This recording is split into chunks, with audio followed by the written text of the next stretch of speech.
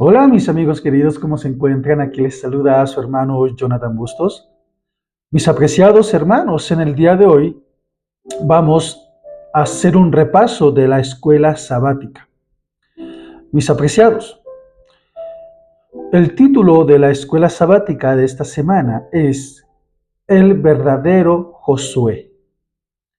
Para memorizar, vamos a 1 Corintios capítulo 10, versículo 11, que dice lo siguiente. Estas cosas les sucedieron, por ejemplo, y fueron escritas para advertirnos a nosotros, a los que han llegado al fin del tiempo. Las cosas, mis apreciados hermanos, que pasaron en el pasado, tienen una repetición en nuestros tiempos. O sea, como dice el rey Salomón, nada hay nuevo debajo del sol. Lo que fue, ha de ser. O sea, lo que pasó tendrá que volver a pasar. Primero que todo, mis hermanos, el verdadero Josué representa a nuestro Señor Jesucristo. Y así como nosotros vamos a ir avanzando con el estudio, nos vamos a dar cuenta de cómo el Señor siempre se ha manifestado a través de sus siervos, los profetas, los apóstoles, y cada uno de aquellos que han querido seguir el ejemplo de nuestro Señor. Muy bien, el libro de Josué no es solo un relato histórico, está diseñado para ser tipológico, es decir, para apuntar hacia una realidad mayor. Jesús, cuyo nombre en hebreo es el mismo que Yeshua o Yeshue, significa Yahvé, el cual tiene como significado es salvación. Primero que todo, mis hermanos, ¿de qué manera Josué apunta a un cumplimiento futuro? Primero que todo, es por su nombre. El nombre de Josué tiene el mismo significado en hebreo y en griego que Jesús. En otras palabras, Yeshua. Esto lleva a los primeros cristianos a ver en Josué una sombra profética del Mesías. Surgen entonces las siguientes preguntas. ¿De qué manera apunta Josué a un cumplimiento futuro? ¿Cómo podemos estar seguros de que tal interpretación del libro es legítima? ¿Cuáles son los principios bíblicos que rigen la aplicación del libro de Josué a las realidades del Nuevo Testamento y a los acontecimientos del fin de los tiempos? Primero que todo, vayamos a un comentario de uno de los padres de la iglesia, el cual tiene como nombre Orígenes.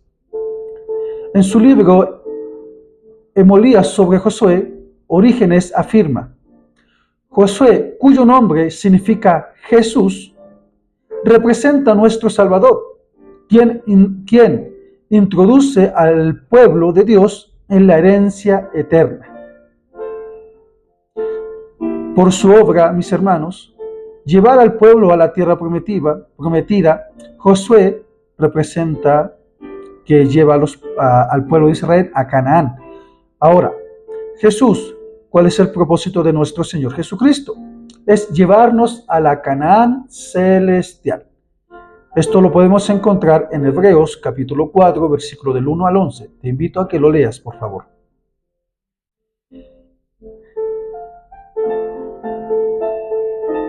Otro escritor muy reconocido es el reformador Juan Calvino, el cual en su comentario sobre Hebreos capítulo 4, Calvino escribe lo siguiente: la obra de Josué no dio el reposo final, señalaba el reposo mayor que Cristo, el verdadero Jesús, otorgaría. Por la guerra espiritual, mis hermanos, las guerras de Josué prefiguran la batalla espiritual final. Y aquí quiero que me acompañes a leer Efesios capítulo 6, versículo 10 al 18. Vamos a leer Efesios. Acá está. Efesios capítulo 6, versículo del 10 al 18, que dice lo siguiente: Por lo demás, hermanos míos, fortaleceos en el Señor y en su fuerza poderosa. Vestíos de toda la armadura de Dios para que podáis estar firmes contra las acechanzas del diablo.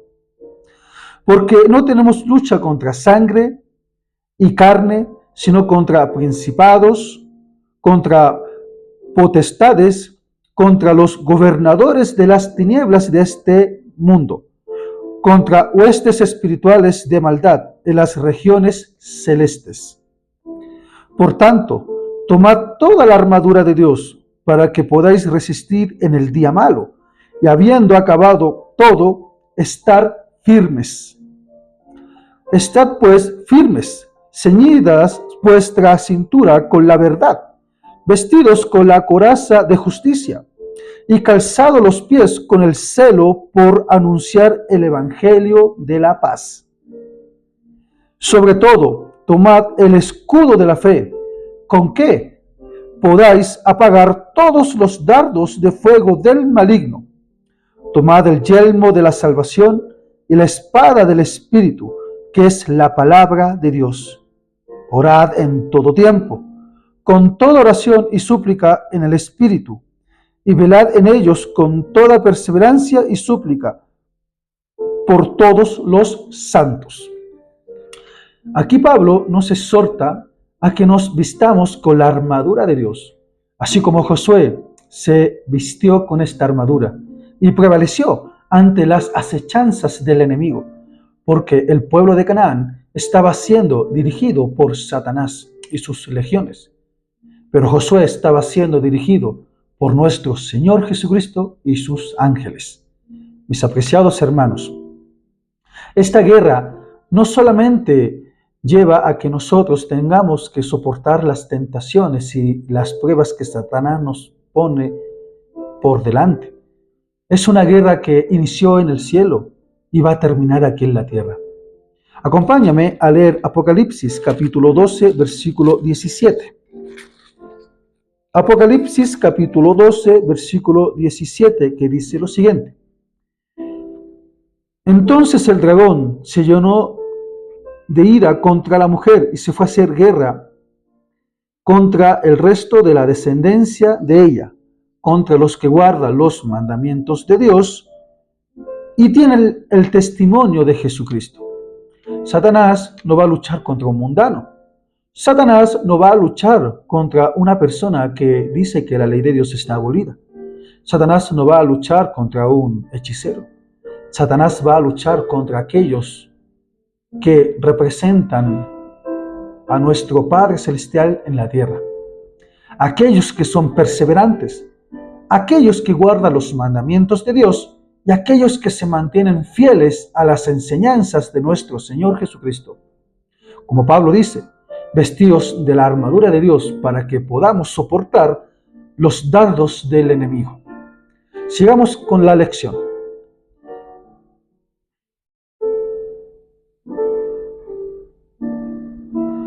El espíritu de profecía en Patriarcas y Profetas, página 482, dice lo siguiente: Josué era un tipo de Cristo. Su obra de conducir a Israel prefiguraba la obra de nuestro líder, el capitán de nuestra salvación. Amén, amén, mis hermanos. Ahora, inicia otra pregunta. ¿Cómo podemos estar seguros de que tal interpretación es ilegítima? En otras palabras, ¿cómo podemos estar seguros de que Josué era un prototipo de nuestro Señor Jesucristo? Muy bien, hay principios bíblicos internos que avalan la lectura tipológica. Y una de esas, mis hermanos queridos, es que la Biblia usa tipología explícitamente. A ver, analicemos. Y quiero que aquí tú, mi amigo querido, vayas a los textos bíblicos que te voy a dar. Primero que todo dice, Adán, Cristo. Y tú dices, pero hermano, ¿qué significa eso? En Romanos 5:14, el apóstol Pablo dice que Cristo es el segundo Adán, que vino a vencer el pecado y a derrotar al enemigo, que es Satanás. Segunda característica, el Cordero, que representa ¿a quién? A Cristo. Según Juan capítulo 1, versículo 29. También el maná, que también representa ¿a quién? A Cristo. Y esto lo podemos encontrar en Juan capítulo 6, versículo 31 al 35. El santuario, que también representa, adivina quién, a Cristo. Hebreos 8 y 10. O sea, Hebreos capítulo 8, capítulo 9 y capítulo 10. Te invito a que lo leas. La Pascua, que también representa a quién, a Cristo. Primera de Corintios capítulo 5, versículo 7. Por lo tanto, mis hermanos, no es especulación. La Biblia misma permite y enseña el uso de tipos y sombras. En el Nuevo Testamento relaciona a Josué con Jesús. Hebreos 4:8 dice, si Josué les hubiera dado el reposo, no hablaría después de otro día. El autor de Hebreos argumenta que la obra de Josué no fue el fin, sino la sombra de algo mayor. La tipología confirmada por los primeros cristianos es la siguiente. Dice, Justino Mártir, nacido en el siglo II, diálogo con Trifón, capítulo 113, dice, así como Josué abrió el camino para Israel, así Jesús abre el camino de la vida. Tertuliano, contra Marción, libro 3, interpreta la batalla de Josué contra Amalek como figura de Cristo contra el mal. O sea, ¿contra quién? Contra Satanás. Muy bien. ¿Cuáles son los principios bíblicos que rigen la aplicación del libro de Josué al Nuevo Testamento y los eventos del fin? Muy bien. Primero que todo, el principio del cumplimiento en Cristo. Lucas 24, 27, Hebreos 1, del 1 al 2.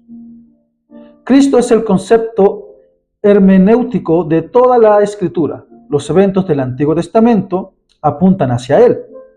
Segunda característica, el principio del reposo. Hebreos 4, versículo del 1 al 11.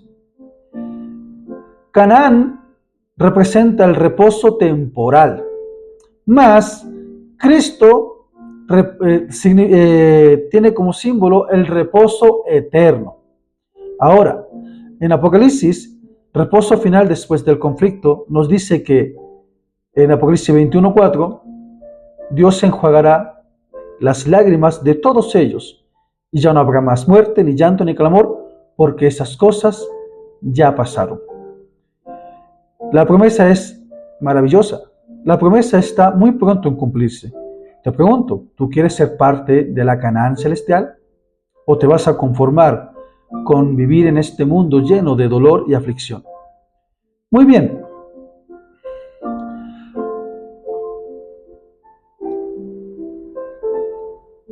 Tercera característica es el principio del conflicto entre el bien y el mal.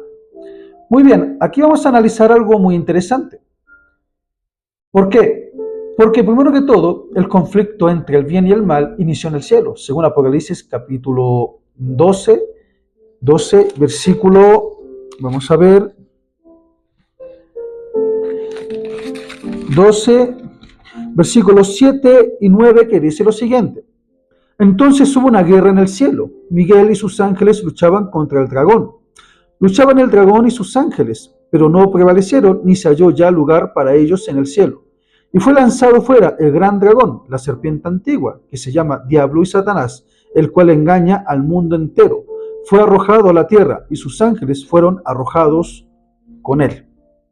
Aquí la palabra de Dios me dice que es la guerra, la lucha, la batalla más grande, el conflicto de todos los siglos, inició en el cielo, cuando Satanás codició el lugar de Dios. Muy bien. Josué libra guerras literales. Amén, por supuesto. Peleó con Canaán, peleó con aquellos que sacrificaban niños a sus ídolos, aquellos que entraban en la lujuria, aquellos que asesinaban sin tener consecuencias.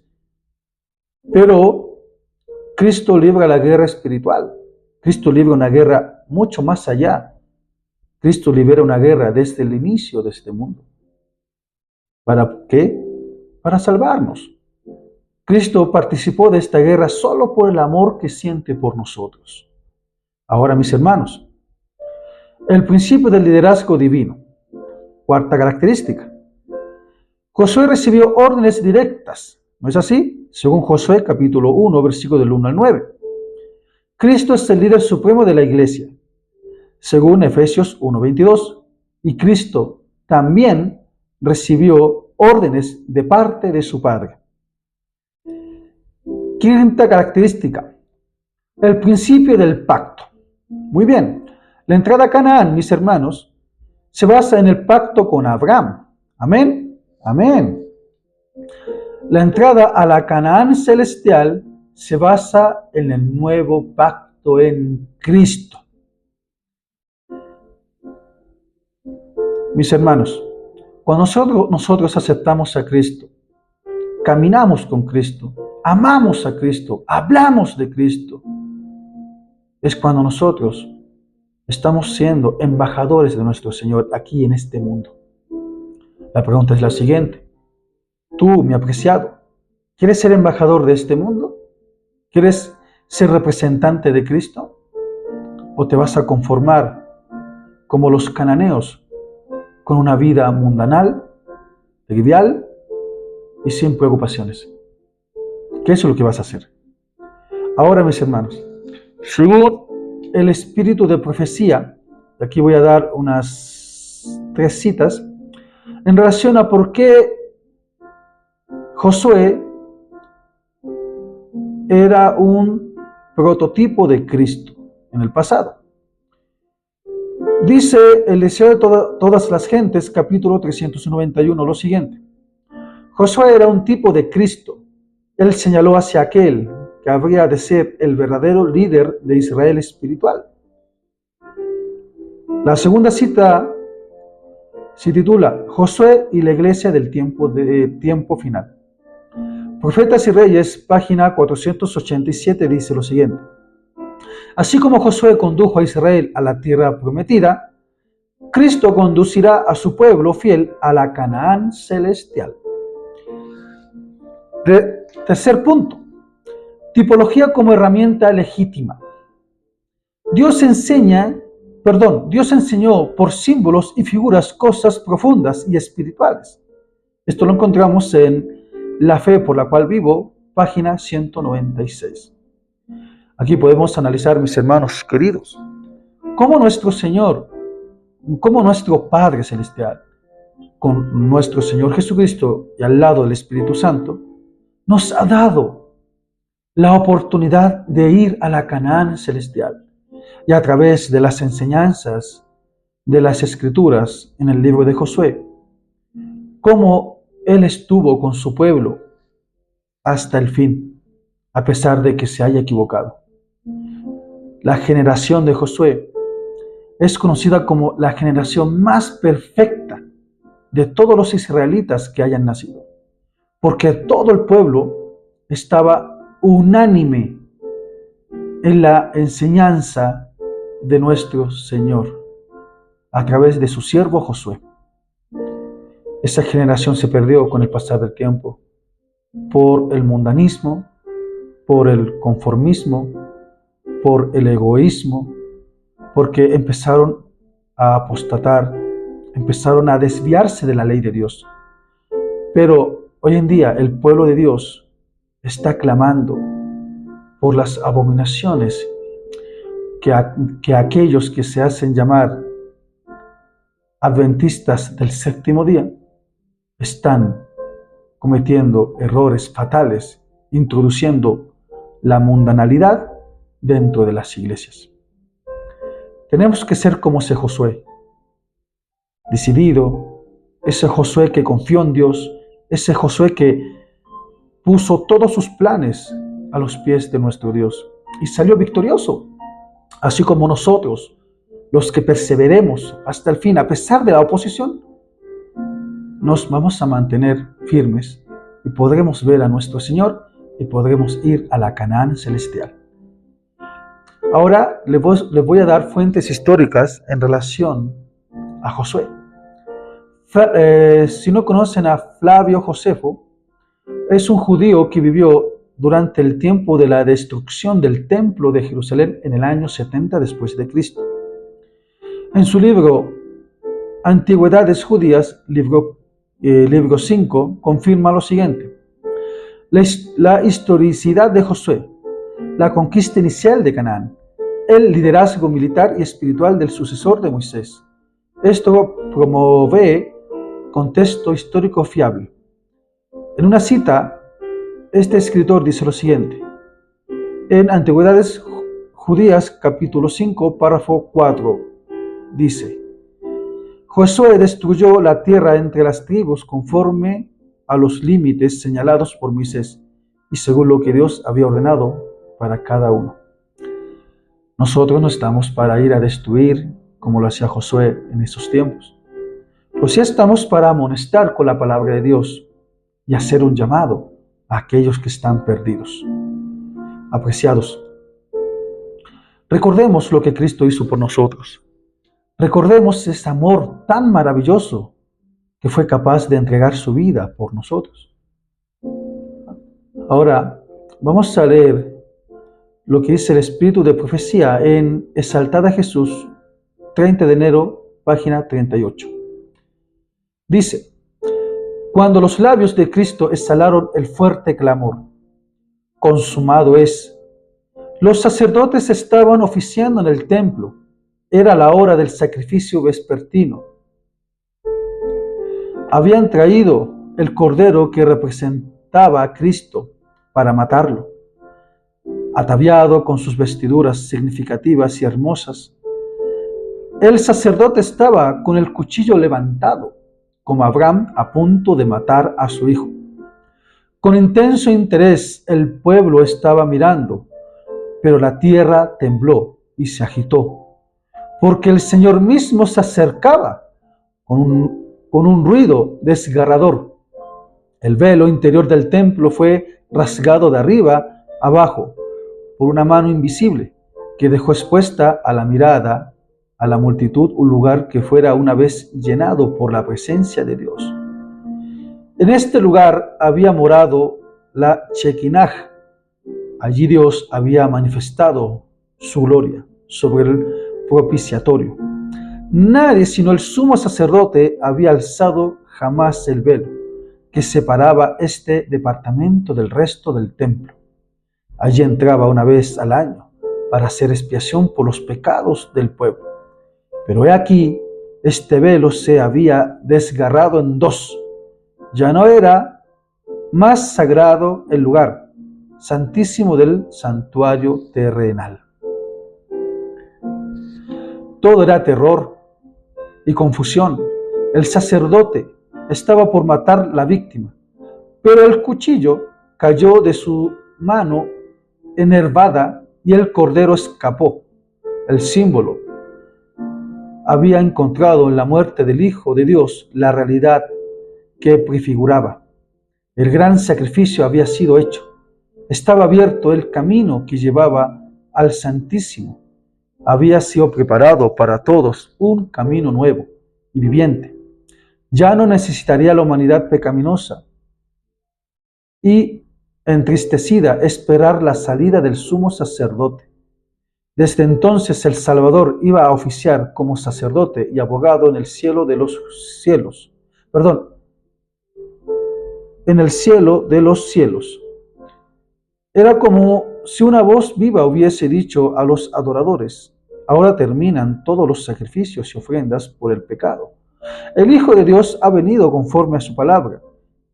Heme aquí, en la cabeza del libro está escrito de mí, para que haga, oh Dios, tu voluntad. Por su propia sangre, Él entró una sola vez en el santuario habiendo obtenido eterna redención. Hebreos 10, versículo 7, Hebreos 9, versículo 12. No olvidemos lo que nuestro Señor hizo. No olvidemos ese sacrificio. Y seamos como ese Josué que confió en la palabra de nuestro Dios. Confiemos en nuestro Dios. El Señor te ama y no te puedes imaginar el amor que Dios puede sentir hacia ti. De tal manera que entregó a su Hijo. Mi amigo, mi amiga, yo te pregunto lo siguiente. ¿Tú amas a Jesús? Y si tú lo amas y has llegado hasta el final de este video, yo te invito a que en la caja de los comentarios tú pongas: yo amo a Jesús. También pon: yo quiero entrar a la Canaán celestial. Yo quiero ser como Josué, aquel que confió en Dios hasta su muerte. Mis hermanos, aquí les saluda su hermano Jonathan Bustos, colportor misionero evangelista. Si tienes algún pedido de oración por enfermedad o por cualquier tribulación que estés pasando, yo te invito a que lo pongas en la caja de los comentarios. Tu servidor estará orando por ti. No pongas en duda el amor de Cristo. Y te invito también a que compartas estos videos a aquellos que están apartados de nuestro Dios. Ayúdanos a predicar el Evangelio eterno. Ayúdanos a llegar a más personas. Y como siempre les digo, mis amigos queridos, Maranata, el Señor viene pronto. ¿Tú confías en eso? Porque yo sí confío. Que Dios te bendiga.